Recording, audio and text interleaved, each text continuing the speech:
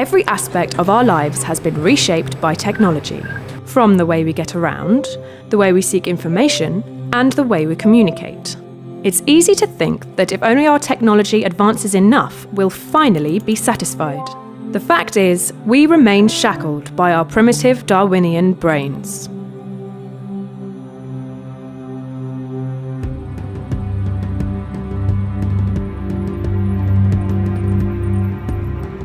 Humanity, for whatever progress we have made, is the result of an unguided, natural, 3.8 billion year long experiment of chemistry. Evolution is the process that has made you what you are, but it is not far-seeing. It does not and cannot consider the future, make decisions about where we ought to go, how we ought to be. Passing on genes is the only objective. But as thinking human beings, we care about far more than that. Consciousness means that we have the capacity to experience the world, to reflect upon, and, most importantly, to shape it. And so, what begins as humanism, our most sympathetic understanding and treatment of human nature, becomes transhumanism, the drive to fundamentally revolutionize what it means to be human by way of technological advancements.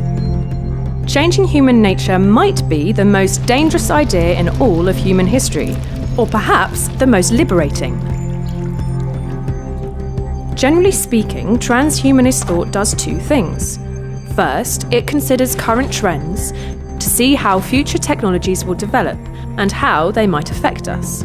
Second, it calls for the use of current and upcoming technology to bring about beneficial societal change. We'll examine three central areas of transhumanist thought: superlongevity, superintelligence, and super well-being.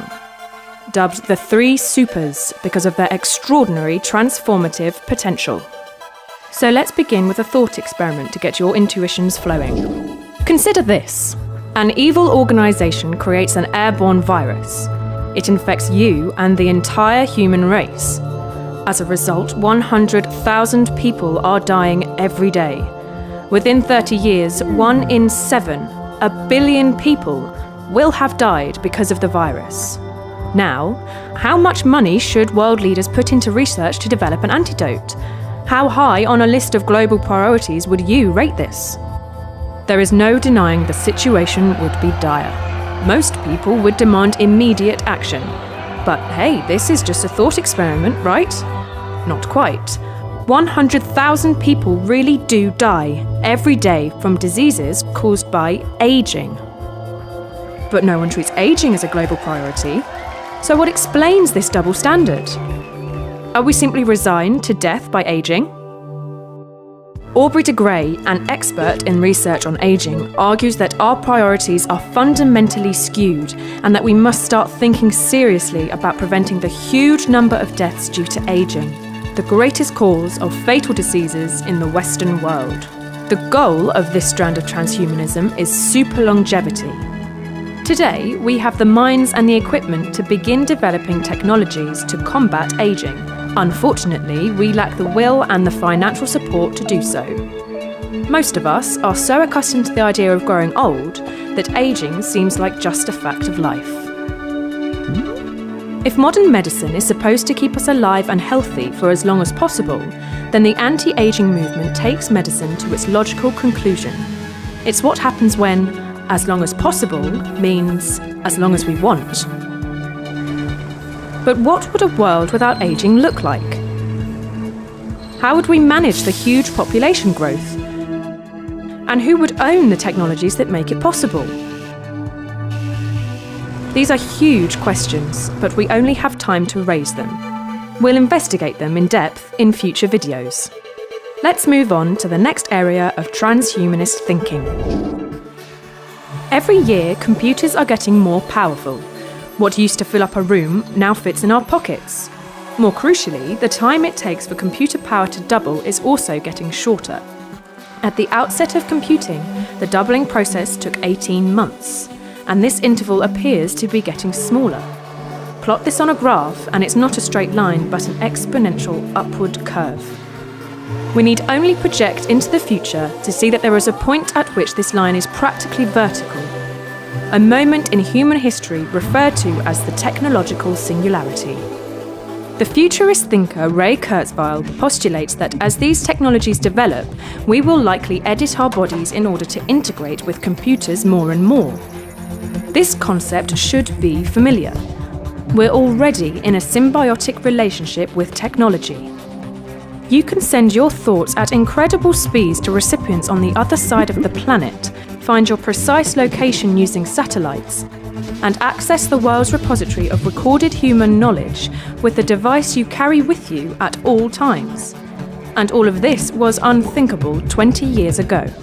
Out of this predicted computer capability explosion may eventually come artificial intelligence, a simulated consciousness in silicon. Given the rate at which an AI will be able to improve itself, it will quickly become capable of thought with precision, speed, and intelligence presently inconceivable to the human mind. If Kurzweil is right and we end up integrating ourselves with technology, we could be in private contact with this AI whenever we choose. The result of this is that we effectively merge with this AI and its abilities become our own. This would propel the human race into a period of super-intelligence.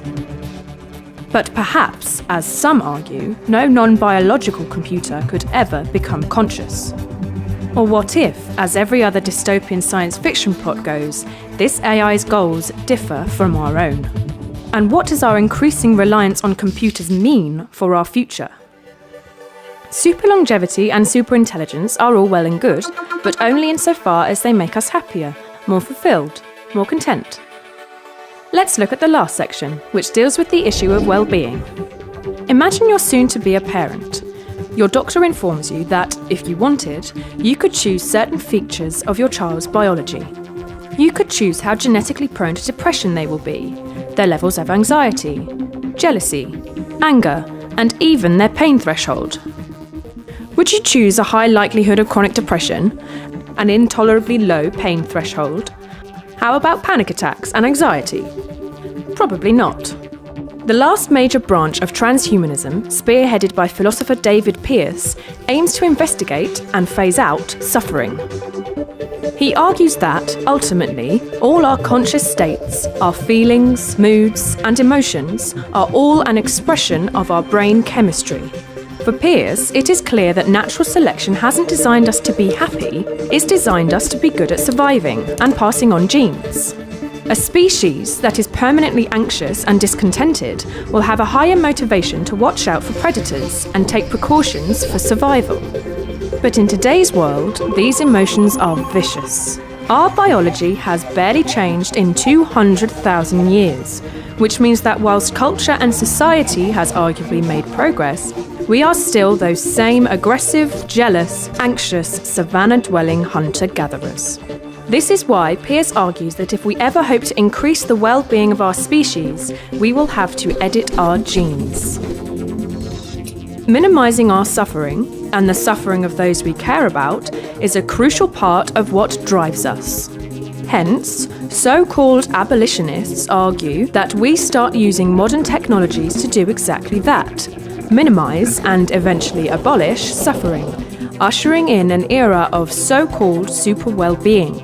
At present, every child is a roll of the genetic dice. Pearce argues that the least we can do is load the dice in our favour to create happier, healthier, longer-living humans. But might our compassion, curiosity, and pursuit of knowledge become secondary to our hedonism? If we're all content, why visit the stars? And isn't suffering sometimes a good thing? These are the three key areas of transhumanist thought, and we've only begun to scratch the surface. The three supers, super longevity, super intelligence, and super well-being, might radically change human history if, or when, they are realised. One of the main issues facing transhumanist ideals is that they are seen as far-fetched, or perceived as just science fiction. But this is a big mistake. We are already transhuman. We're living longer, integrating more with technology, and emphasising quality of life.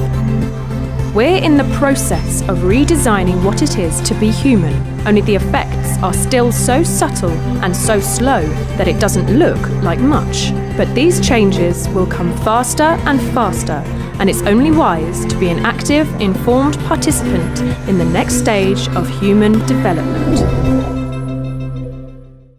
Thanks for watching.